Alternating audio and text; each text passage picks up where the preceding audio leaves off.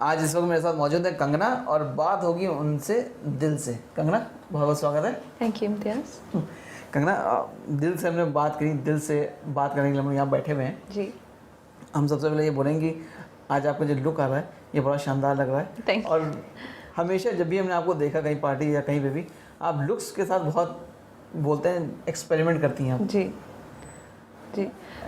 तो I think मुझे शौक़ है, बचपन से ही शौक़ है ये तो मेरा एक पर्सनल इंटरेस्ट है कि मैं बहुत फैंसी कपड़े पहनूं और अलग अलग बाल बनाऊं या अलग अलग टाइप का मेकअप करूं। तो उस तरह का मुझे रोल भी मिला है क्रिश में, तो ये शौक़ है, पर्सनल चॉइस है।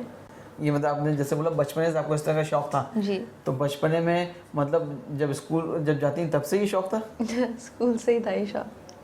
तब टीचर्स क्या कहती थी, सबसे अलग दिख रही?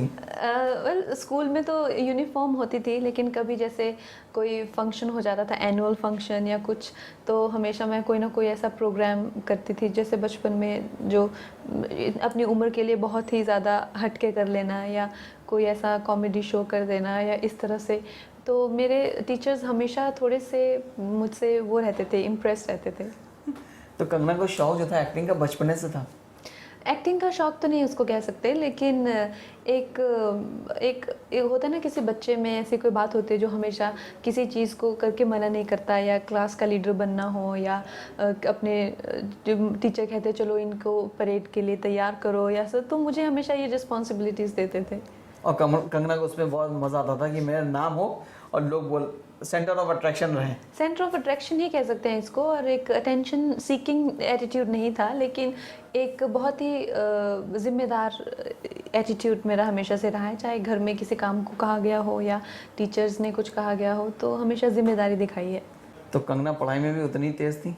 बहुत तेज़ थी मैं पढ़ाई में, और जब मैं टीनेजर उस एज से जा रही थी, तब थोड़ा सा मेरा पढ़ाई से रुझान जाके थोड़ा कला के क्षेत्र में ज़्यादा हुआ, और ऐसी तमन्ना हुई कि कुछ और किया जाए पढ़ाई के अलावा। लेकिन उससे पहले बहुत ज़्यादा उसमें भी मैं इम्प्रेस करने में रहती थी टीचर्स को कि मैं ही नंबर 1 आऊँ, और हमेशा करके मुझे जहाँ तक याद है 1-2 ही बार हुआ होगा कि मुझे सेकंड नंबर आया होगा मेरा, हमेशा ही फर्स्ट रहने की। और जो लड़का था जिसके साथ में मैं कम्पीट करती थी, तो अच्छा हम लोगों का कंपटीशन हमेशा रहता था कि इसको पता नहीं चलना चाहिए कि मैंने पूरे क्वेश्चंस पढ़ लिए हैं, फिर उसको पूछना। तो इस तरह से जो वो बचपन से ही था मुझ में कंपटीशन का। कंगना, याद है जब पहली बार जब घर में जिक्र किया हुआ कि बॉम्बे जाना है, मुंबई जाना है, एक्टिंग करनी है, तो क्या रिएक्शंस आए थे घर से? ऐसा इतनी मुझे क्लैरिटी नहीं थी उस टाइम पे, क्योंकि मैं काफ़ी छोटी थी उम्र में, और मेरी जो हॉस्टल में मुझे हॉस्टल भेजा गया था स्कूल में 9th 10th के लिए। और हॉस्टल चंडीगढ़ में जाके मैंने देखा कि कई लड़कियां कहीं कुछ कर रही हैं, जैसे कि स्कल्पचर बनाना हो गया या पेंटिंग करना हो गया, कहीं म्यूज़िक में ही आगे परस्यू कर रही हैं। तो मैंने भी अपने डैड को कहा कि मुझे भी ऐसा कुछ करना है। तो उन्होंने कहा कि क्या करना है, तो मैंने कहा मुझे नहीं पता, मुझे अभी 1 साल का ब्रेक लेके कुछ 2-4 चीज़ें ट्राई करके देखूंगी मैं क्या करूंगी। तो उस बात पे वो काफ़ी भड़क गए थे, और ये बात सही है कि उस टाइम मुझे इतनी क्लैरिटी नहीं थी कि मुझे एक्टिंग ही करनी है या कुछ और करना है। तो उनको ये अच्छा नहीं लगा इस तरह का रवैया, क्योंकि 1 साल को ड्रॉप करना बहुत बड़ी बात मानते हैं, हमारे जैसे मिडिल क्लास फैमिलीज़ में नहीं कर सकते आप अपनी मर्ज़ी से ड्रॉप। तो उसके बाद फिर क्या हुआ? फिर फैमिली जो थी आपकी, मदर फादर जो थे, उन्होंने आपको सपोर्ट किया मुंबई आने के लिए, या आप जिद करके आई? मैं ज़िद करके आई, लेकिन मैं मुंबई नहीं आई सीधा, मैं दिल्ली गई पहले। और दिल्ली में पहुंची पहले चंडीगढ़ से। ऑब्वियसली मैं घर से मुझे जब बिल्कुल प्रोत्साहन नहीं मिला, किसी तरह की कोई सहायता नहीं मिली, तो मैं चंडीगढ़ आ गई। वहाँ पे पीजी में अपनी फ्रेंड के साथ रहने लगी, और मेरी जो फ्रेंड थी वो काम कर रही थी दिल्ली, तो हम दिल्ली आ गए। दिल्ली में मैंने थिएटर शुरू किया, थिएटर के साथ छोटी मोटी मॉडलिंग शुरू की, और भी कई तरह के, जैसे कि डांस में रुचि लेना या इस तरह से मॉडलिंग में। लेकिन इन जगहों पे मुझे इतना प्रोत्साहन नहीं मिला। और थिएटर में वहीं मैं थिएटर करने गई, तो 1-2 वर्कशॉप में ही मुझे वहाँ पे भी लीडर बना दिया गया कि आप वो ये वर्कशॉप कल आप देखिएगा। तो जो मुझे स्कूल में मिलता था वही ट्रीटमेंट मुझे थिएटर में मिला, तो वहाँ मेरा मन लग गया, क्योंकि उस टाइम पे इतना अच्छा ट्रीटमेंट मुझे कहीं से भी घर वालों ने भी बिल्कुल ही वो कर दिया था, रिजेक्ट ही कि तो किसी काम की नहीं है।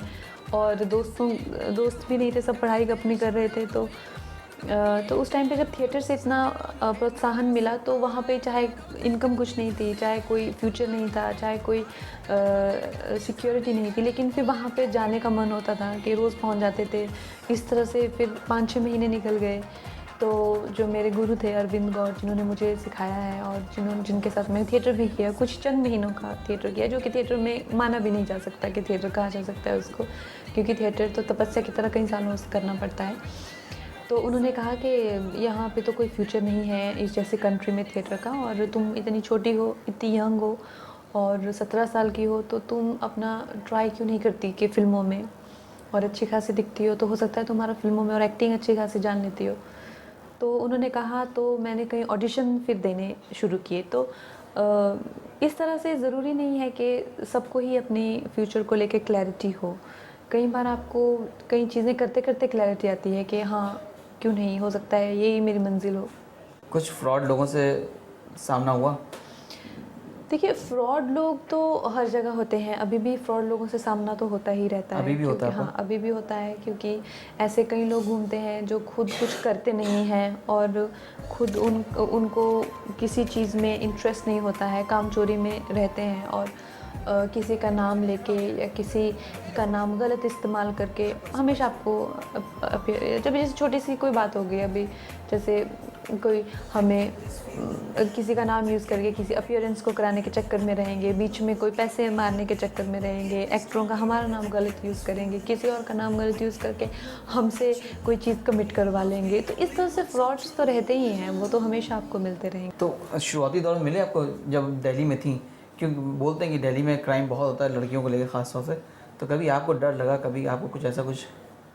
दिल्ली तो बहुत अनसेफ़ है लड़कियों के लिए, लेकिन मैं दिल्ली में 5-6 महीने आई थी, जैसा मैंने कहा, और उस टाइम पे भी अच्छा है, मेरा किस्मत अच्छी थी कि ऐसी इस तरह की कोई चीज़ मुझे फ़ेस नहीं करनी पड़ी। लेकिन अब जो दिल्ली की जो बातें सुनने में आती हैं और जितना अनसेफ़ हो गया है लड़कियों के लिए, वो तो बहुत ही शॉकिंग है।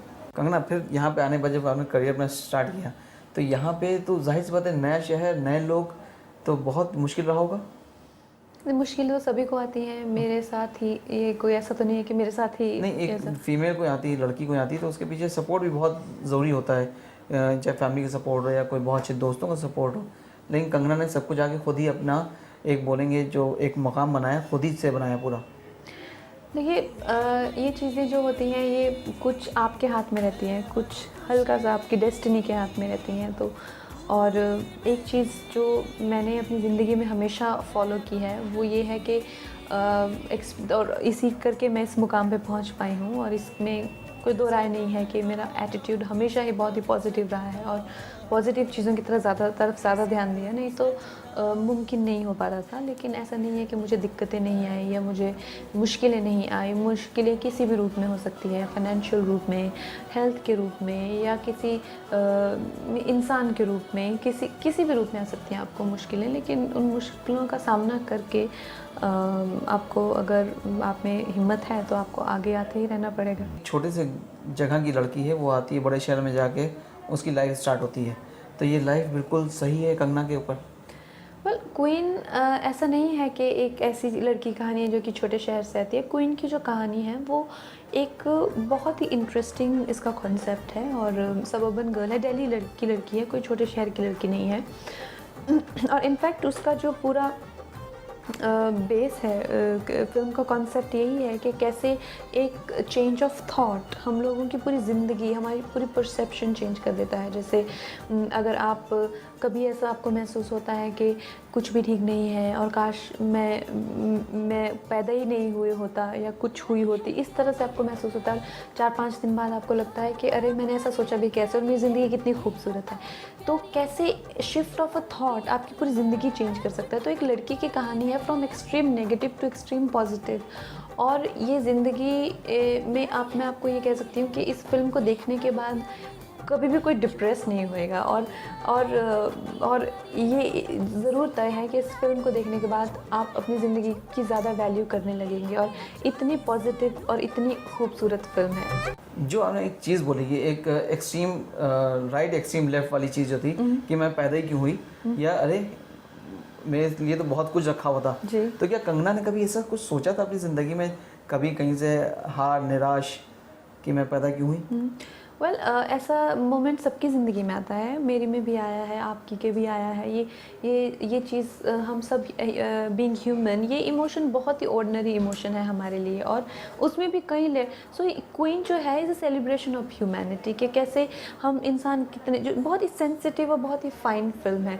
लेकिन कभी ना कभी, चाहे हमको जब भी हमारी ज़िंदगी में वो मुकाम आया है, तो किसी चीज़ ने, किसी पर्सन ने, या किसी एक्सपीरियंस ने, या किसी और पावर ने, सुपरनैचुरल पावर ने, जिसको आप गॉड कह लीजिए या आपके अंदर की ताकत कह लीजिए, कोई ना कोई चीज़ हमें इस चीज़ से निकाल के बाहर लाती है। और मैं ज़रूर कह सकती हूँ कि अगर आपकी ज़िंदगी में ऐसा कोई मोमेंट आया है, तो आप क्वीन जब आप देखेंगे, तो क्वीन भी वो एक ऐसा फोर्स कहलाई जा सकती है आपकी ज़िंदगी में, जिसके करके आप क्वीन देखने के बाद आप कहेंगे, यार अगर मैंने ऐसा सोचा भी, मैंने गलत सोचा, क्योंकि ज़िंदगी, लाइफ इज़ सो ब्यूटीफुल।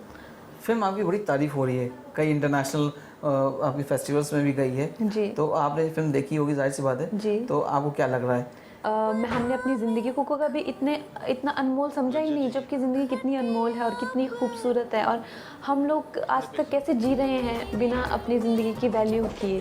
तो आई थिंक ये एक छोटी सी थॉट, जब जिस मैं ये नहीं कह रही कि आपकी पूरी ज़िंदगी बदल जाएगी, कम से कम 1-2 महीने तो आप बस ज़िंदा रह के खुश हैं कि हम सुबह का सूरज देख रहे हैं और चाय पी रहे हैं, और जो छोटी-छोटी खुशियाँ हैं ज़िंदगी में, तो कहीं न कहीं ये बहुत ही इम्पोर्टेंट फ़िल्म कही जाएगी हमारे टाइम की। कंगना, जिस तरह आपका करियर चल रहा है, इस करियर को कैसे देखती हैं आप?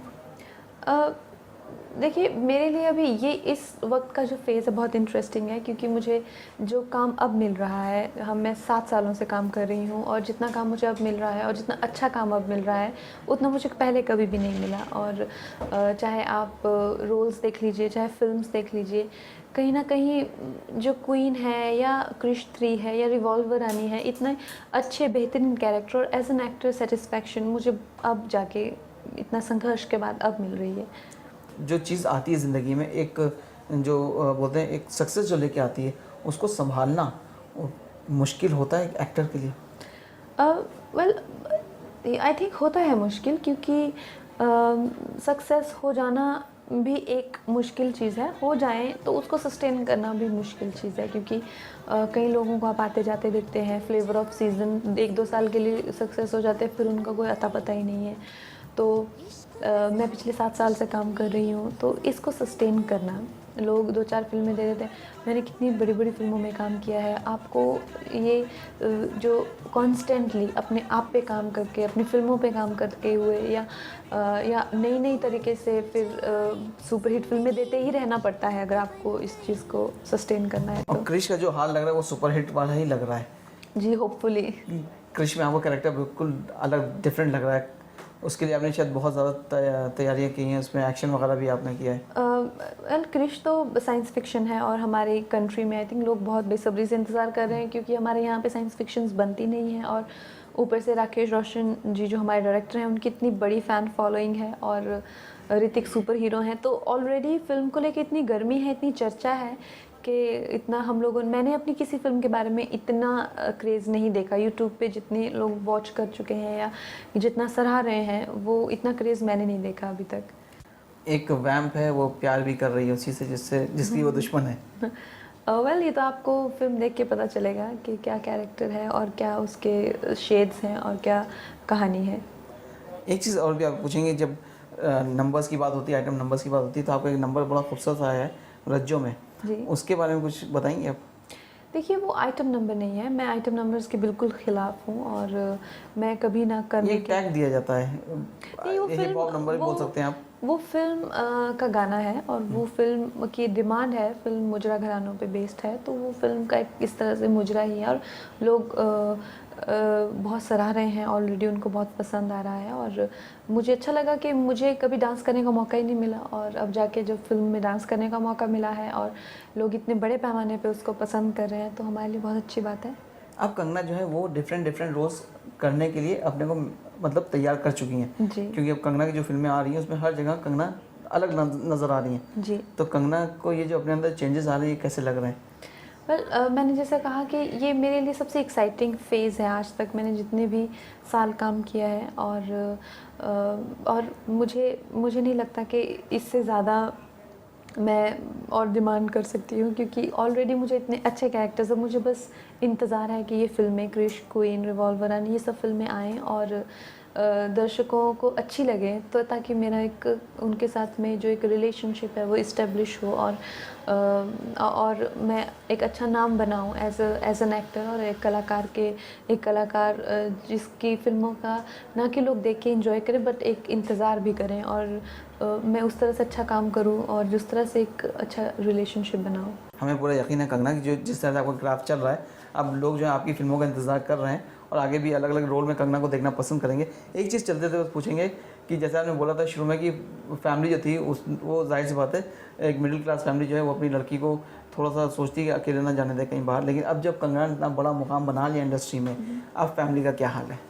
वेल, अब फैमिली, अब तो काफ़ी उन लोगों को मुझ पे विश्वास हो गया है, और एक तरह से जब आप अपना नाम बना लेते हैं, मुकाम बना लेते हैं, तो जो आपके ख़िलाफ़ होते हैं वो भी आपके पक्ष में आ जाते हैं, और आपको जो कहते हैं ना कि आपको एक तरह से आपके ही साथ हो जाते हैं। तो मेरे फैमिली भी वैसे ही मेरे साथ है अब, और उनको एक बात का यकीन हो गया है कि मैं जो ये कर रही है वो जानती है क्या कर रही है और अपना ख्याल खुद रख सकती है। चलिए, हमें पूरा यकीन है कि ये शो आज देखने के बाद जो है लोगों को बहुत अच्छा लगा होगा, कंगना के बारे में बहुत कुछ जाना। हमसे बात करने का बहुत बहुत शुक्रिया। Thank you.